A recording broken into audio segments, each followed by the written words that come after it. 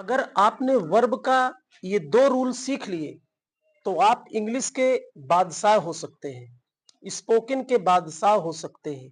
वो कौन-सा रोल है?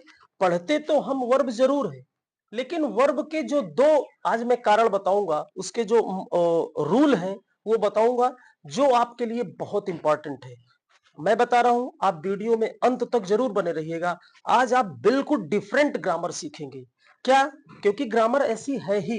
जैसे मैं आपको दिया हूं रूल ऑफ वर्ब, जैसे सब्जेक्ट, ध्यान दीजिएगा, सब्जेक्ट, वर्ब, अदर वर्ड, इसी से एक सेंटेंस बनता है। तो बताइए, क्या हम इसका कोई नाम दे सकते हैं? सोचिए आप पहले। सब्जेक्ट के बाद वर्ब और वर्ब के बाद अदर वर्ड है, तो क्या इसका हम कोई नाम दे सकते हैं? क्या ये प्रेजेंट इंडेफिनिट है? सोचिए। नहीं है। क्या ये कॉन्टिन्यूअस है? क्या ये पास्ट परफेक्ट है? नहीं है ना। तो आप जान लीजिए कि वर्ब का मुख्य रूप क्या होता है और उसका रोल क्या होता है। बस ये 2 नियम आप सीखिए, आप इंग्लिश में बिना टेंस समझे यहीं से जान जाएंगे। क्यों? क्योंकि आपको इसके लिए सबसे पहले जरूरी है वर्ब का फॉर्म तैयार करना। वर्ब फॉर्म क्या तैयार करना है? Verb form. वर्ब की फॉर्म कितनी होती है? 5 होती है, first, second, third, fourth, fifth. लेकिन बच्चे जो है 8 तक के बच्चे, वो थर्ड फॉर्म तक ही बोलते हैं। क्वेश्चन भी अगर आएंगे, पेपर में भी आता है, तो वर्ब का सेकंड थर्ड फॉर्म ही आता है, फर्स्ट सेकंड थर्ड। लेकिन बच्चे फोर्थ फॉर्म को क्या बोलते हैं? वर्ब में फर्स्ट में आईएनजी। भूल जाइए उसको, एक ही नियम पकड़िए कि जिसमें आईएनजी लगा होगा उसको फोर्थ फॉर्म कहते हैं, और जिसमें एस या ईएस लगा हो वो फिफ्थ फॉर्म होता है। और वो फिफ्थ फॉर्म किसके लिए आता है? सिंगुलर के लिए। तो आज हम सीखेंगे वर्ब का। देखिए, अगर मैं, आप लोग समझते जाइएगा इसको, अगर मैं यहां पर वर्ब का फर्स्ट फॉर्म लगा दूं, तो बताइए टेंस का रूप बन गया कि नहीं? क्योंकि वर्ब का फर्स्ट फॉर्म किस में आता है? प्रेजेंट इंडेफिनिट में आता है। जैसे सब्जेक्ट कोई भी ले लीजिए, मैं ले लिया आई, मैं वर्ब लगा दिया रीड, मैं वर्ब लगा दिया रीड, और बाकी तो आप जानते ही ऑब्जेक्ट हम लगा ही सकते हैं कोई भी। तो आई रीड अ बुक, मैं एक किताब पढ़ता हूं। बताइए, ता हूं सेंस आ गया कि नहीं? Present indefinite. अगर इसी में मैं वर्ब का फिफ्थ फॉर्म कर दूं, कौन सा फॉर्म? Fifth form. तो वर्ब का फिफ्थ फॉर्म जो होता है वो सिंगुलर होता है, क्योंकि वर्ब का जो फर्स्ट फॉर्म होता है वो प्लूरल होता है। वर्ब का फर्स्ट फॉर्म क्या होता है? प्लूरल। तो प्लूरल वर्ब है, तो प्लूरल सब्जेक्ट भी उसे चाहिए। और ये जो वर्ब का फोर्थ फॉर्म, वो फिफ्थ फॉर्म होता है, तो ये सिंगुलर होता है, तो इसको भी सिंगुलर सब्जेक्ट चाहिए। इस चीज को आप समझिएगा। वर्ब का फिफ्थ फॉर्म, सब्जेक्ट में कोई भी लगा दूं, लेकिन पहले ध्यान मुझे देना है वर्ब को। वर्ब क्या है? फिफ्थ फॉर्म है, और फिफ्थ फॉर्म क्या है? सिंगुलर है। तो सिंगुलर सब्जेक्ट लगाना पड़ेगा। तो मैंने लगा दिया, सी लगा दिया, समझते जाइएगा। तो सी के बाद वर्ब का फिफ्थ फॉर्म कौन सा होगा, आप इसी से समझ लीजिए। रीड होगा तो रीड का क्या हो जाएगा? रीड्स हो जाएगा। क्योंकि बच्चे बोलते नहीं वर्ब में एस आई एस लगाना, एस आई एस वो एक पुराना नियम हो गया लगाना, लेकिन इस मेथड को आप समझेंगे तो ज्यादा समझ में आएगा। यानी सिंगुलर सब्जेक्ट, सिंगुलर वर्ब, बाकी अदर वर्ड आप यूज कर दीजिए। She reads a book, sentence final, है ना। तो अगर फिर से देखते हैं दूसरा, अगर मैं वर्ब का थर्ड फॉर्म लगाता हूं, तो सब्जेक्ट के बाद वर्ब का थर्ड फॉर्म कहां पे आता है? परफेक्ट टेंस में आता है, जो वर्क फिनिश हो गया होता है। बस अंतर क्या है? अगर आपको प्रेजेंट में बात करना है तो has have helping verb use होगी, अगर पास्ट में करना है तो हैड लगता है।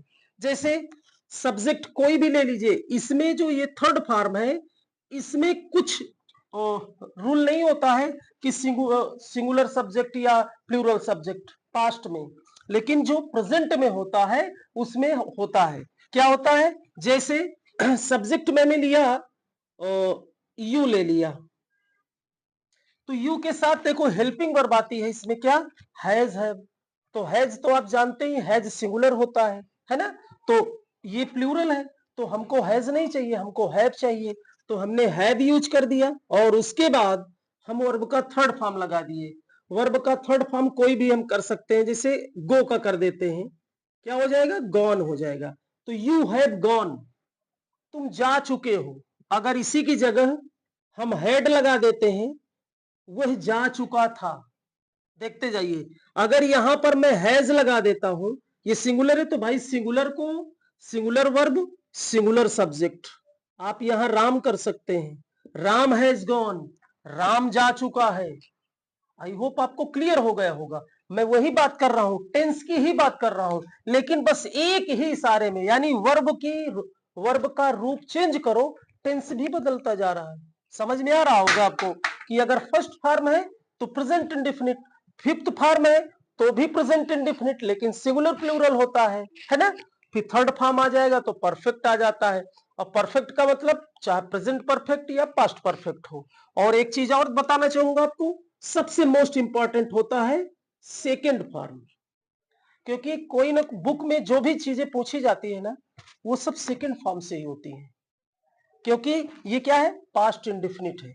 हम सब्जेक्ट के बाद हम सब्जेक्ट बना लिए वी, उसके बाद हमें सेकेंड फॉर्म लगाना है। मैंने राइट का वर्ब चेंज कर दीजिए, राइट, रोट, रिटन, तो रोट कर देंगे WROTE।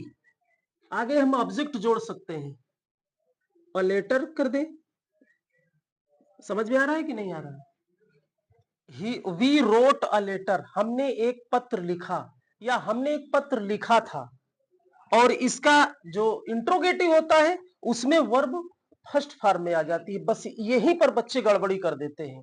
बस ध्यान ये रखना है, वर्ब का सेकंड फॉर्म अगर है तो वो सेंटेंस सिंपल होगा, और वो भी पास्ट इंडेफिनिट का होगा, है ना। अगर उसमें वर्ब का फर्स्ट फॉर्म आता है तो उसके साथ आप देखेंगे डिड का यूज जरूर हुआ होगा। जैसे इसी को हम देख लेते हैं, वी डिड का यूज कर दिया मैंने, डिड नॉट लगा दिया, वी डिड नॉट राइट आ जाएगा। अब राइट अ लेटर, देखिए इसके रूप में बस यही अंतर है। ये कहानी हमारी प्रेजेंट इंडेफिनिट और पास्ट इंडेफिनिट में होती है, और जबकि इंग्लिश सीखने के लिए सबसे महत्वपूर्ण यही दोनों होते हैं। जिस बच्चे को प्रेजेंट इंडेफिनिट, पास्ट इंडेफिनिट अगर बहुत अच्छे से स्ट्रांग हो गया है तो जान लीजिए उसकी इंग्लिश काफी हद तक इंप्रूव हो जाएगी। और तीसरा तो कॉन्टिन्यूअस, आप जानते ही हैं, जो आप प्रतिदिन करते हैं उसको आप स्पीकिंग करिए। I am going, I am writing, you are writing, she is writing, है ना। तो इस तरह से अंग्रेजी बहुत आसान हो जाती है, बस समझाने के तरीके होने चाहिए। आपको ये मेरा मेथड कैसा लगा, कमेंट बॉक्स में अपनी प्रतिक्रिया जरूर जाहिर करिएगा, ताकि आपके हर एक कमेंट, आपका हर एक लाइक से मेरे अंदर भी एक्साइटमेंट आता है कि मैं आप लोगों के सामने बहुत अच्छा परफॉर्म करूं, और अच्छी से अच्छी चीजें बिल्कुल रूट से वर्क करके आप लोगों को साझा करूं, ताकि आपका भी दिमाग इंप्रूव हो, और आप शेयर करें अधिक से अधिक, ताकि उस हर स्टूडेंट की मदद हो सके इस वीडियो के माध्यम से जिनको अंग्रेजी सीखने की आवश्यकता है। तो आज की वीडियो में बस इतना ही। Thank you, take care.